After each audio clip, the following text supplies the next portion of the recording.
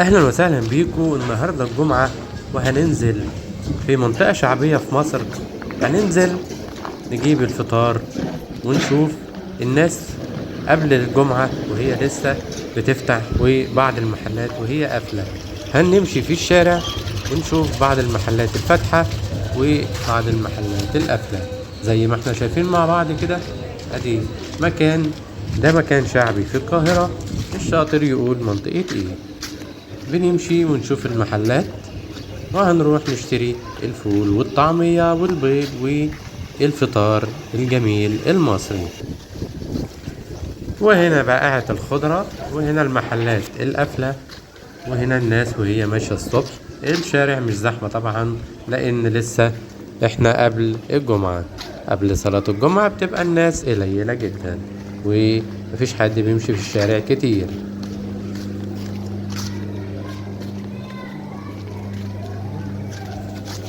وده محل فطير مصري وده محل كشري ودي محلات بيع الجملة وهنا بيع الخضار.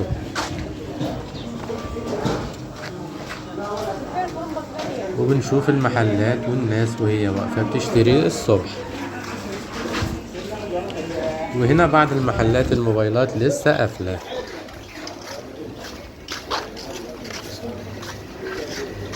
وبنمشي في الشارع والناس لسه بتقول صباح الخير يا مصر. وهنا محلات السوبر ماركت بتبقى فاتحة.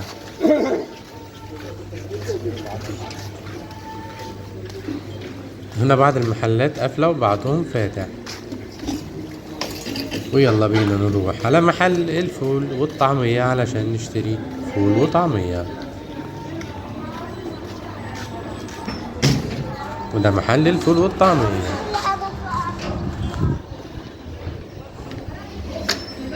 ونخش نشتري الفول والطعمية وجبنا الفطار. وهنا جبنا الفطار ويلا بينا بقى ودخلنا الشقة ويلا بينا وندوق احلى فطار مصري ونجهز الفطار سوا. هي الشيء الاساسي واحنا كده والفول جهزنا الفطار الفول المقلي والجبنة بالقوطة وهنا اللانشون وهنا العيش البلدي والمية الساقعة والطعمية والبيض المقلي. ندوق احلى اكله. اتفضلوا معانا يلا بينا ناكل سوا. معاكم هناكل مع بعض احلى اكلة مصرية بالعيش البلدي والطعمية والفول والطعمية زي ما احنا شايفين دي الطعمية والفول. اتفضلوا معانا.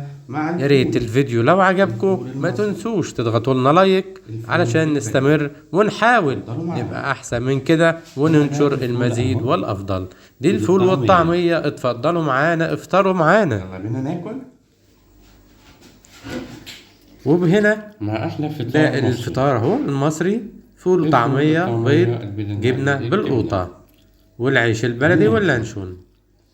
يا ريت الفطار يكون عجبكم. بعديها بناخد كوباية لبن واحنا بنتفرج على التلفزيون.